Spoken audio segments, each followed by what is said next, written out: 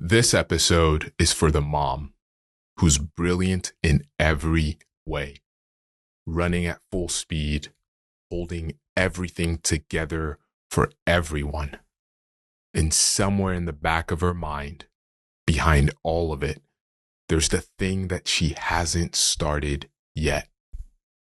It's for the person who knows that it's time to leave something safe, who's been thinking about it for years now, but keeps finding reasons to stay. The salary, the title, the security, the golden handcuffs that have gotten so comfortable they've started to feel like they're a part of you. It's for the person who knows the next level is available, but has gotten too comfortable right where they are. And comfortable is good. Comfortable is fine. But comfortable is not who you are called to be. And the gap between fine, comfortable, and what's actually possible is getting harder to ignore. It's for the person sitting behind the screen right now who knows there is something that requires a new beginning. The willingness to say, hey world, here I am. Here's what I have to contribute. It's not perfect, but it's honest. And I hope it makes a difference for at least someone, even if that someone ends up being me. This episode is for everyone who keeps waiting. Waiting doesn't ever build anything. It's your turn. What I've learned as someone who keeps trying new things and building entities that matter is that most people aren't waiting for resources. They're not waiting on timing. They're not really even waiting for the fear to go away. They're waiting to feel ready. And ready, it turns out, is not a feeling that arrives. It's a decision that you make.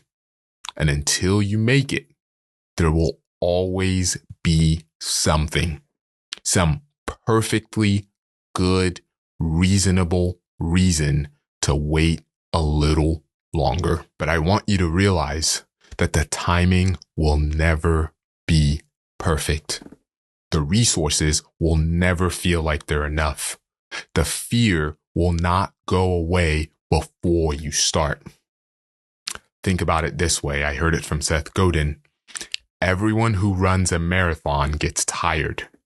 Yet there are no books called How to Run Without Getting Tired. Because you can't. You have to find somewhere to put the tired and keep moving. The same thing is true here. You don't need fear to go away. You just need to find somewhere to put it and go anyway. I'm not going to sit here and tell you that the reasons you haven't started don't matter. I know they do. If the money isn't there, that's real. I started my entrepreneurial journey at 16 with almost nothing. And I know what it feels like to have an idea that's bigger than what's in your pocket. What I've learned, though, is that resources follow movement. They almost never precede it. The full amount you think you need and the actual amount you need to start are never the same number. And you can't get to that second number from where you're currently standing. You can only get to it after you start. All you have is all you need to start. Maybe the timing feels heavy right now. Maybe life is full and demanding, and there's genuinely no room for you to start. I hear that, and I completely understand that. It's very real. But let me ask you something. How long have you been waiting for the timing to be right? And when you imagine the timing finally being right, does readiness show up then? Or does something else appear? There's never a clean runway. There's only this moment with all of its weight and the decision about whether to begin inside it anyway. If you're afraid it won't work, you might be right. I've launched many things that did not work. as have so many others.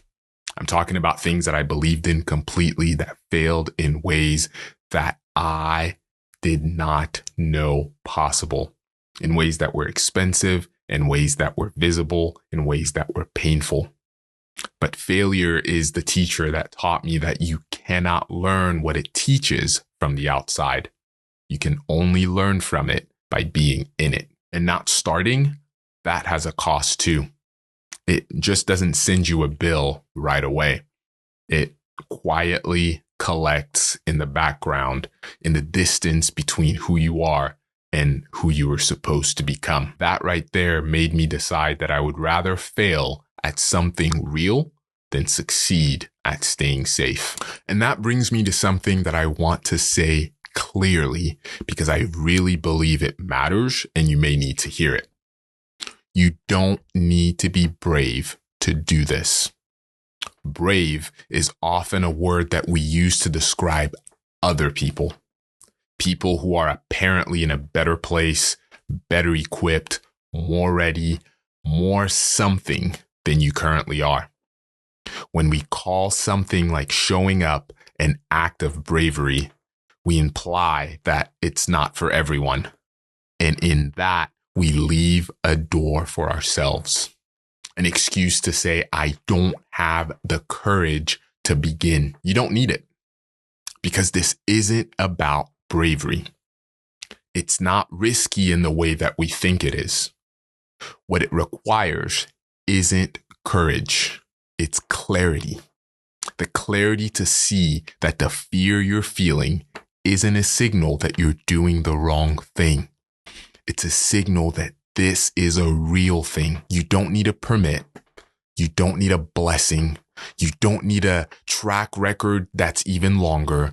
You don't need your credentials to be stronger or the people around you to give you a green light. You only need to decide.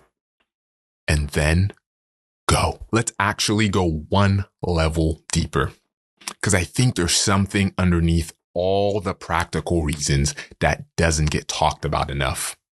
There's a version of you that the world hasn't seen yet. Not a better version, not a perfect version, the real version, the one with something to contribute, something to say, something to build that only you can build in the particular way that only you can build it. And right now, that version is waiting, hiding behind timing, hiding behind resources, hiding behind the fear of what other people will think, hiding behind the question of whether or not you're actually ready. The deeper fear, the one that I rarely hear anyone say out loud, but that I've said to myself so many times, isn't that it won't work. It's that you'll show up completely, give everything, and find out you're not who you thought you were. That the belief that you've been carrying about yourself turns out to be a story that the world quietly corrects. I know that fear. I felt it at 16 before I launched my very first business, and many times since. Not a fear of failure, but the fear of finding out. And every time I felt it, I still launched anyway, because I realized that not knowing was going to actually cost me more than finding out ever could. You won't know you're him. You won't know you're her until you start. You'll just wonder. And wondering is a much harder way to live than knowing. Even when knowing is hard, even when the first answer isn't the one you wanted. Turns out I am him. Not because everything worked, but because I showed up to find out. Miles Monroe once said that the graveyard is the richest place on earth. Not because of what's buried there, but because of everything that never got built. The businesses that lived completely inside someone's mind and died there. The books that would have found the person who needed them if the person who was supposed to write them had started. The version of someone the world never got to meet because they kept waiting for the right moment. We like to think that it only happens to other people, But it's not a tragedy that only happens to other people. It happens to all of us. It happens in small daily decisions made by capable people, brilliant people, ready people who had something real and spent their lives getting ready to use it. The mom with the idea at the back of her mind, the person who knows it's time to leave something safe, the person who's comfortable but can feel the gap between where they are and where they're supposed to be, the person behind the screen right now with something honest to contribute. All of you waiting. Here's what I know after a lifetime of starting things before I was ready, failing at some of them, and getting back up every time. The world is waiting for the version of you that you keep hiding. Not the finished version, not the fearless version, the real one.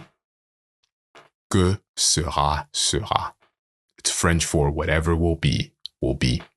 The outcome was never yours to control.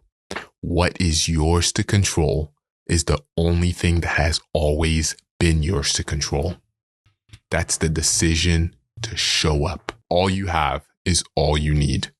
Waiting doesn't ever build anything. Starting is the only way to build anything worthwhile. It's your turn. Thanks for listening. I'll see you in the next one.